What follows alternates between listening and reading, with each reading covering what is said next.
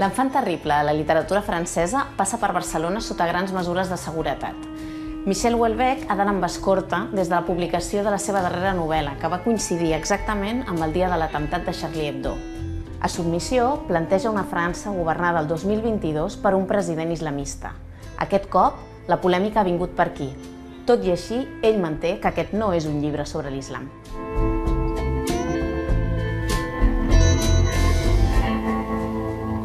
Non, c'est pas un livre sur ce qui peut arriver, c'est un livre sur les peurs françaises. Les bois en trinquant. À votre santé. Merci. C'est pas un livre... Vous savez, là, bon, moi j'ai beaucoup lu science-fiction quand j'étais jeune, et... d'anticipation, ou de politique-fiction, un peu moins, mais ça parle pas forcément de ce qui peut arriver, ça parle de... ce que les gens imaginent ou craignent comme futur. C'est une littérature qui explore des... C'est pas de la prospective, quoi. C'est de l'exploration des... ce que les gens ont dans la tête sur leur futur possible. Effectivement, une islamisation de la France, c'est un futur possible que les Français ont dans la tête. On parle aussi dans le roman. Donc on ne se prononce pas de savoir si c'est probable, plus ou moins à 50-60%, mais c'est une potentialité mentale. C'est comme, je sais pas, quand Orwell écrivait 1984, il pensait pas réellement que l'Angleterre allait devenir stalinienne. Mais c'était une des peurs des Anglais. De devenir un régime de type stalinien à l'époque. Donc on explore des peurs aussi. Voilà. Enfin, on parle de ce qu'il y a dans la tête des gens, quoi. Pas forcément de... On n'est pas futurologue, mais on est explorateur de ce qu'il y a dans la tête des lecteurs. Est-ce que vous croyez que ces peurs que vous décrivez peuvent être à l'origine de plus de foi, d'un retour un peu à la religion?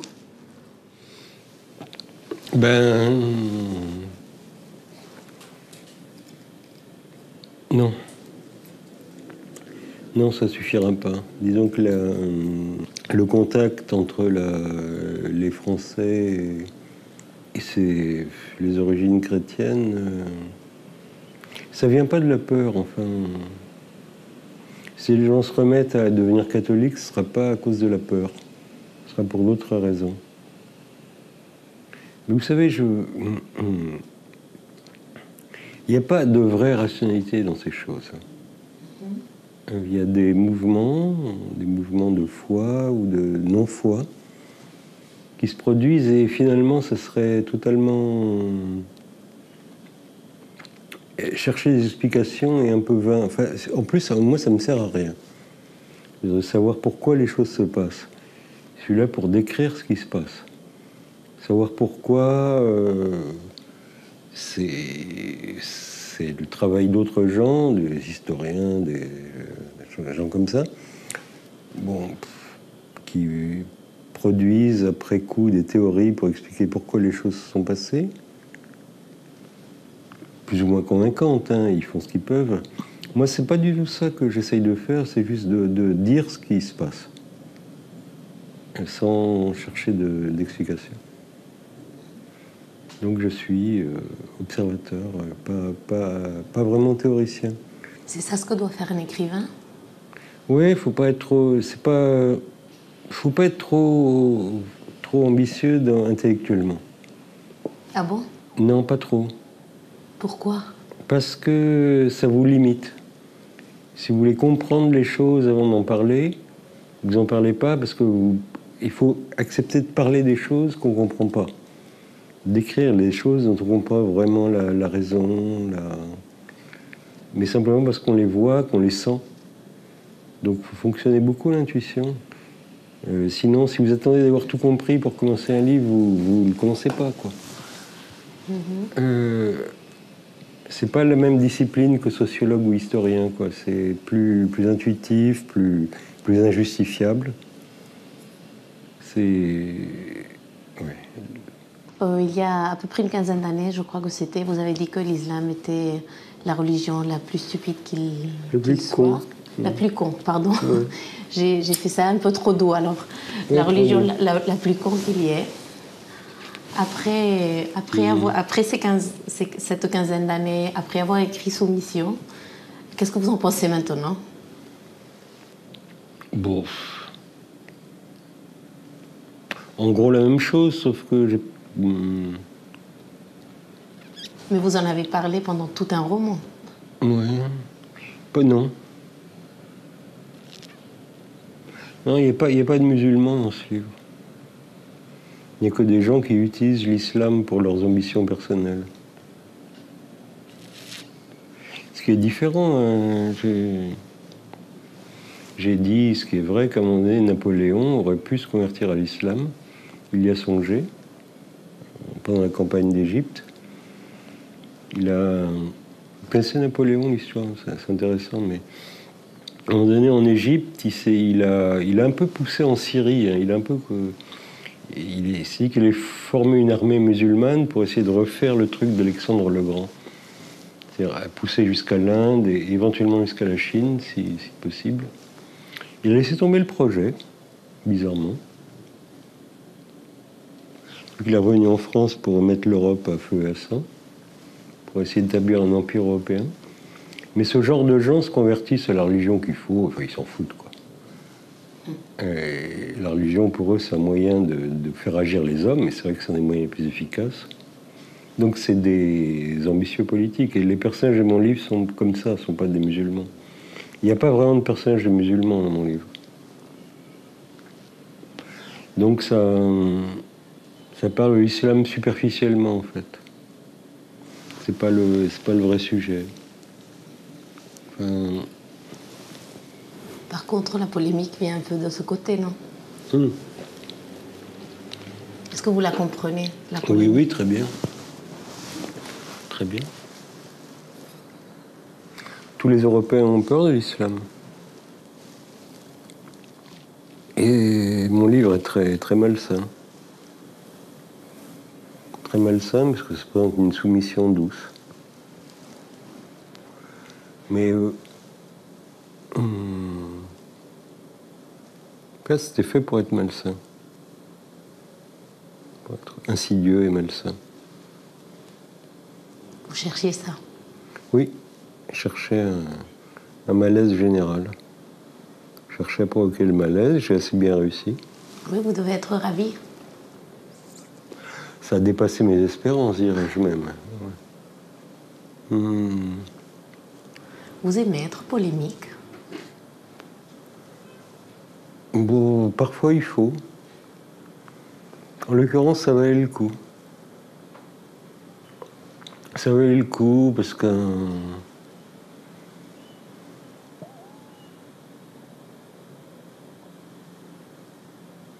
Donc le discours, l'opinion qui prévaut, qu'on est censé soutenir officiellement, est quand même trop bête, quoi. Enfin, trop éloigné de la réalité. Plutôt être bête, c'est plutôt un avantage. Mais vous savez, c'est l'idée... les gens ont leur foi privée, c'est sympathique, ils ont leur...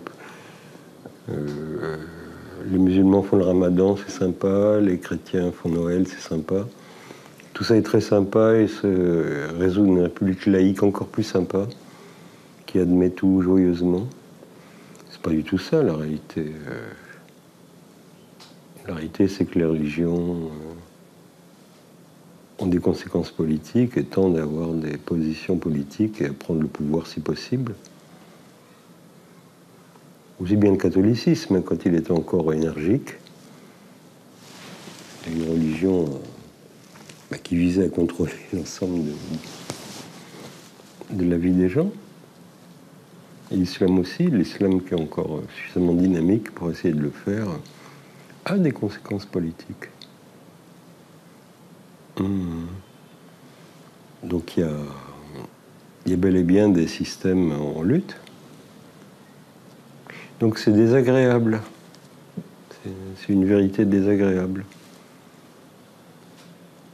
En fait, je crois qu'il y a une citation dans le roman qui dit ça, non? De l'ayatollah Khomeini. Oui, si l'islam n'est pas politique, il n'est rien. Exactement. Mais de toute façon, les gens, ils savent quand même que ce n'est pas que ça, ce n'est pas que le ramadan, ce n'est pas que Noël, parce que Non, c'est ils pas ont bien vrai. peur, vous l'avez dit. Les gens font semblant de croire que c'est des coutumes amusantes et que tout le monde aime, est humaniste au fond et aime les gens. Et qu'à part quelques coutumes folkloriques amusantes, tout le monde... Mais, enfin, ça reste l'idéologie officielle en France. Bon, c'est en train de partir en lambeaux, hein. Clairement. Mais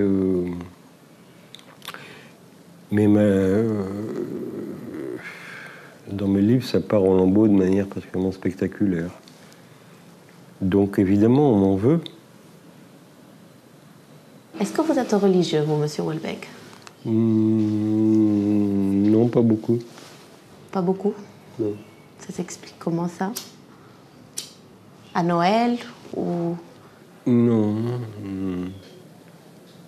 Non, en principe, je suis agnostique. Donc je vais à rien. Je n'ai pas aux cérémonies religieuses, mais... Et vous? Non plus. Ah oui. Mais est-ce que vous voudriez... Vous en souffrez? Ben, justement, j'allais vous demander ça. Ah oui, mais allez-y, répondez d'abord. Vous en souffrez? D'accord. Parfois, oui. Ah oui. Quand ça? À Noël? Pas tellement à Noël, mais quand je perds quelqu'un d'important pour moi, par exemple. Ouais. Ça vous est arrivé récemment, non? Oui, malheureusement. Ah ouais. Ouais. Donc je me demande, ça doit être bien d'avoir un confort dans la sûrement, religion. Sûrement, ouais. Alors qu'est-ce que vous en pensez, vous? Est-ce que vous voudriez être plus religieux? Oui, j'aimerais bien. J'ai lu quelque part, je crois que c'était récemment, vous disiez que votre athéisme n'avait pas tout à fait supporté Pas tout à fait, non. des pertes importantes pour vous. Est-ce que vous pouvez me raconter un peu ça? Non, mais c'est comme vous, c'est pareil. Dès que les gens meurent autour de vous, vous dites c'est quand même triste que les gens meurent, quoi. Vous voudriez qu'ils vivent éternellement, qu'on se retrouve dans le paradis et tout ça. L'idée est séduisante. Donc du coup, l'athéisme, oui, on prend... Enfin, je sais pas, c'est triste, quoi. C'est triste, une vision du monde qui est triste. Plus quand on considère que la religion catholique permet de pécher autant qu'on veut, quoi. On est pardonné à chaque fois, en fait. C'est pas si invivable. Et l'athéisme, c'est plus invivable? À long terme, oui. Quand les morts s'accumulent autour de vous, l'athéisme devient de plus en plus invivable. Et plus on vieillit, plus on connaît de gens qui meurent, hein. Ça, c'est inéluctable. Vous vous êtes aperçu récemment qu'il y a une fin? Oui. Mais c'est à force de voir des gens mourir, c'est un peu un entraînement, quoi. Au début, on se dit pas vraiment qu'on va mourir, hein. C'est à force de voir des gens mourir, on se dit, ah oui, effectivement. Effectivamente. Se murió. Enfin, non, on se sent concerné peu à peu par l'événement. Et puis finalement, c'est pas... Enfin, c'est super triste, hein. Pas tellement qu'on meurt, mais que les gens meurent, c'est super triste. Est-ce que ça vous a inquiété quand vous avez réalisé, à partir de la mort des autres, qu'il y aura... La mienne, non, toujours pas, ça m'inquiète toujours pas, je m'en fous, en fait. Mais certainement, maintenant, quand je vois des gens, parce que je connais des gens assez âgés, quand même, je me dis, peut-être ils vont mourir bientôt, enfin, ça devient... De temps en temps, j'ai des obsessions comme ça, je me dis, peut-être c'est... Et je saisis que certains des gens que je connaisse vont mourir avant moi. Donc ça serait que ça rend... Ça a une tonalité assez sombre à la vie, à partir de certain âge. Donc on est entouré de futurs mourants qui vont probablement... Enfin, bon, ce qu'on peut exprimer plus brutalement en disant que votre futur est composé d'enterrements. Assister à des enterrements va être une de mes grosses activités des années à venir. C'est là que la religion serait bien utile.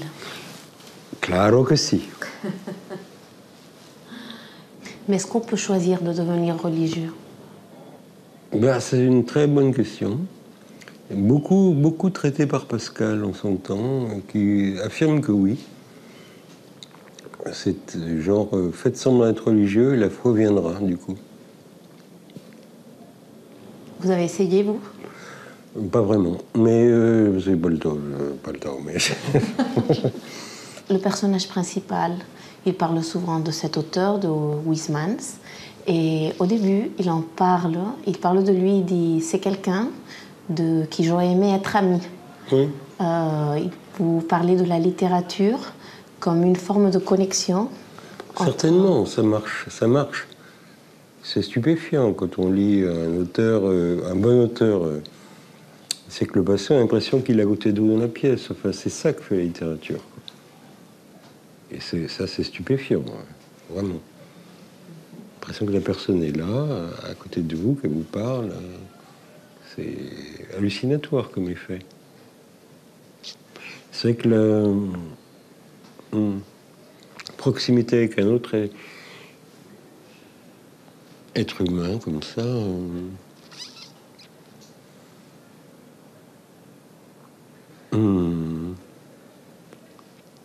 Ça, moi, franchement, s'il n'y avait pas les livres, je serais déjà mort. C'est extraordinaire, quoi, tout ce que ça vous offre. Comme ouverture sur des pensées de gens morts il y a longtemps, qui vivaient dans un autre univers. Mais par contre, je crois que vous avez dit que parfois il faut choisir entre vivre et écrire. Ouais, certain qu'on ne peut pas trop faire les deux en même temps. On peut vivre de temps en temps, c'est pas interdit, mais écrire, non, on ne peut pas vivre des choses importantes en même temps qu'on écrit un livre, c'est pas possible. Pas possible, parce que le livre est trop prenant. Enfin, on est trop dans le truc, quoi. Donc il faut limiter la vie extérieure, il faut limiter la vie, quoi. Faut se limiter à des fonctions de survie. Mais bon, c'est pas... Je sais pas, c'est pas si grave, enfin... Que de ne pas vivre pendant un moment? Oui. On a le droit de recommencer après, et puis de toute façon... il n'y a pas tellement... Je sais pas, c'est un destin, quoi. Je suis bon pour ça, qu'est-ce que vous voulez, peut-être meilleur pour ça que pour vivre, enfin j'en sais rien, mais c'est un choix qu'on fait de bon cœur. On n'a pas du tout le sensation de sacrifier un truc, quoi. Votre famille ou votre couple, si vous en avez, ils doivent trembler, non? Quand ils voient que vous allez commencer à écrire, parce qu'ils vont vous perdre. Pas tellement, parce que ça se passe la nuit, entre minuit et 6 heures du matin, qu'une heure où la plupart des gens dorment. Donc ça se voit pas tant que ça. Mais c'est une deuxième vie, ouais. Je vais vous redemander ça. Comment est-ce que vous écrivez, vous? Qu'est-ce que vous faites comme horaire? Oui, minuit, 6 heures à peu près. Enfin, disons plutôt, ça dépend maintenant, je suis plus vieux, 2 heures, 8 heures. Du matin. C'est un moment où le monde... Les gens dorment, quoi. Moi, je travaille pendant que les gens dorment. Vous aimez cette sensation? Oui. Et pourquoi? Quelle est la raison ultime de l'écriture? Pourquoi est-ce que vous écrivez?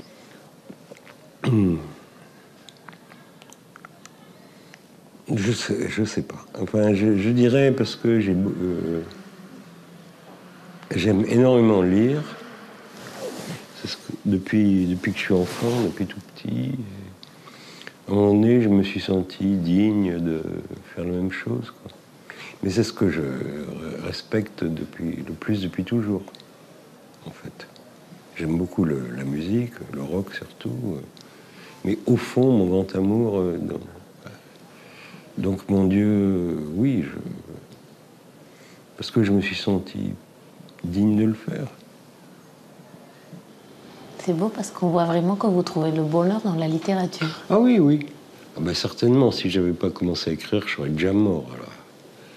La vie me déprimait trop. Quoi. Je pourrais pas pu continuer. Avoir un emploi normal. Non, je serais mort, là. Trop désespérant. Non, la littérature m'a sauvé la vie, ouais. Oui, carrément. Je peux le dire aussi clairement que ça. Là, c'est vraiment une question... À cet extrême. Oui. Oui, oui, j'aurais mort si j'avais pas été publié, ouais. J'avais pas d'autre issue. Et quand est-ce que vous avez ressenti que vous étiez sauvé? Ben, quand j'ai été publié, tout de suite, ça m'a sauvé. Tout de suite trouver des lecteurs, mais peu importe. Au début, même entre 0 lecteur et 1, il y a une différence abyssale. Mon premier livre a été publié, peut-être acheté à 100 exemplaires, mais c'est déjà énorme. Ça changeait tout. Est-ce que si vous n'étiez pas publié, vous aimeriez autant écrire? Je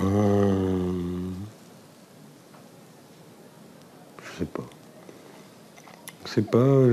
Je peux pas, difficile de répondre honnêtement. On n'écrit pas pour être publié au départ. Hein.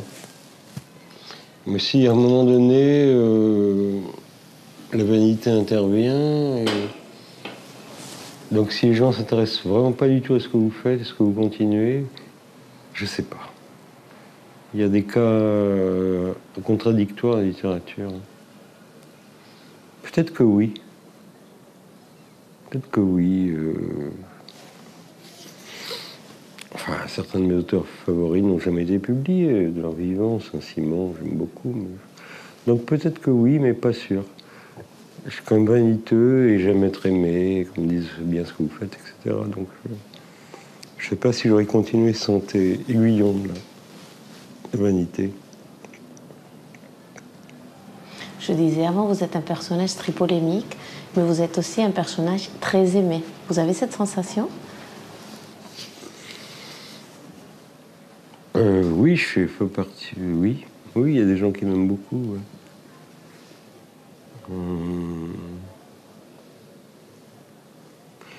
Ça, c'est pas. À la limite, c'est bien qu'on vous aime. Ce qui est plus embêtant, c'est qu'il y a des gens qui comptent sur moi pour révéler des vérités, etc. Pour dire les choses telles qu'elles sont. Ça devient une espèce de devoir. Mais enfin, bon, oui, on m'aime, ouais. Mais vous le sentez comme ça, vous? Votre écriture, vous sentez qu'il y a un devoir derrière ça? Ça, c'est l'aspect désagréable. Oui, mais oui. Mais vous avez réclamé parfois votre droit à ne pas être engagé, le droit à être irresponsable. L'engagement, c'est un peu un épiphénomène, enfin, mais c'est pas le fond du truc. Mes lecteurs, les vrais, s'intéressent pas à mes opinions. Enfin, c'est pas le sujet. C'est une vision du monde. Mes opinions seraient très importantes si j'étais quelqu'un de différent, mais là, c'est pas mes opinions qui sont importantes. C'est une manière de voir le monde et donc mes lecteurs attendent avec impatience de voir sur quoi je vais porter mon regard. C'est le regard qu'ils aiment. Ils attendent avec impatience pour quel soit le prochain sujet sur lequel je vais porter mon regard. Là, il se trouve que c'est un sujet très polémique, mais ça peut être un sujet moins polémique. C'est un certain... Je sais pas, c'est... En même temps, c'est super simple, mais...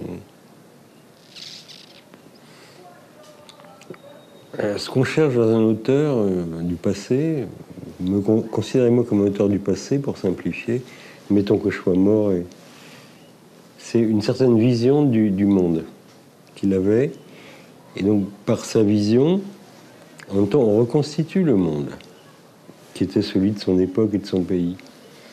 Mais c'est par une vision. que vous préparez un prochain roman? Pas du tout. Rien du tout? On ne prépare rien du tout. Mais il y en aura plusieurs? On verra, vous verrez. On verra. Vous verrez. Il faut être patient. Il faut juste que vous ayez plus envie d'écrire que de vivre.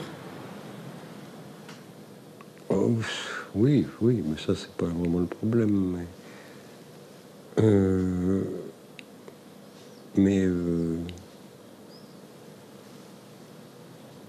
Enfin, je sais pas, c'est gentil hein, de me poser la question, ça montre qu'on s'intéresse à moi, mais j'ai déjà écrit pas mal de livres. Hein,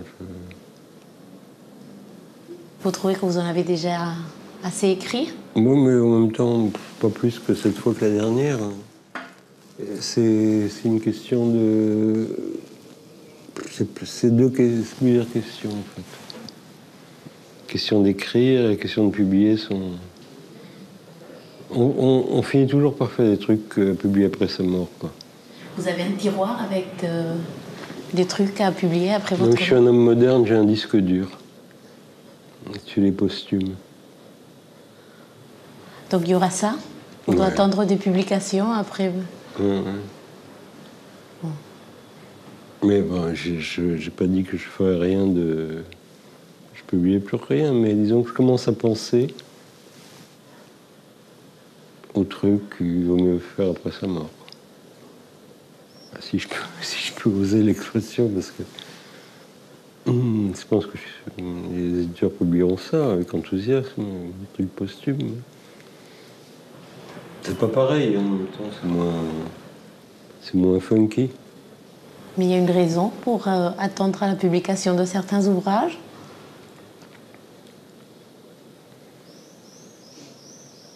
Mais je sais pas, vous êtes très gentil, hein, mais c'est parfois fatigant de publier un livre. Enfin, disons que parfois l'envie d'écrire est une chose et l'envie de publier est une autre, quoi. Enfin, l'envie de publier, de faire connaître au public est une autre, très différente, et l'envie d'écrire peut persister et l'envie de publier diminuer. Le cas s'est déjà produit. Bon, il y a un désir hein, d'être célèbre, aimé, tout ça, mais c'est différent du désir d'écrire. C'est un autre désir qui superpose. Mais en fait, vous êtes célèbre parce qu'on parle de vous, on utilise un mot qu'on n'utilise d'habitude pas pour les écrivains. On parle de la star, Houellebecq. Je suis une star, hein. Vous êtes une star? Oui.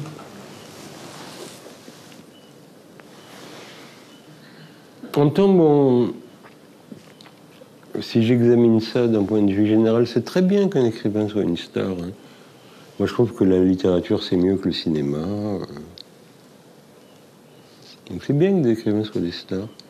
En même temps, c'est pas vrai que la littérature, c'est mieux que la musique rock. La musique rock a été extraordinaire. Mieux que la littérature ou dans un même plan? Au XXe siècle, les musiques rock a été mieux. Donc, ce soit très bien qu'un écrivain soit une star, dans le principe. C'est tombé sur moi, alors est-ce que c'est justifié ou non? Plus ou moins. Je suis bon, mais enfin bon... Mais il y a d'autres écrivains qui sont bons, et on ne les appelle pas des stars. Non, pourquoi vous? Écoutez, je sais pas. Vous êtes dans les médias, vous êtes mieux à même de répondre que moi. Pourquoi? C'est vous qui avez fait de moi une star. Les médias. Mais en tout cas, vous êtes content d'être une star. Ça dépend des jours. Disons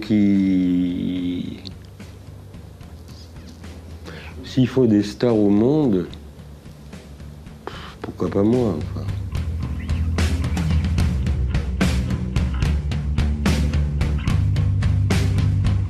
Houellebecq ha venut els drets de la novel·la a 37 països i 500.000 exemplars només a França.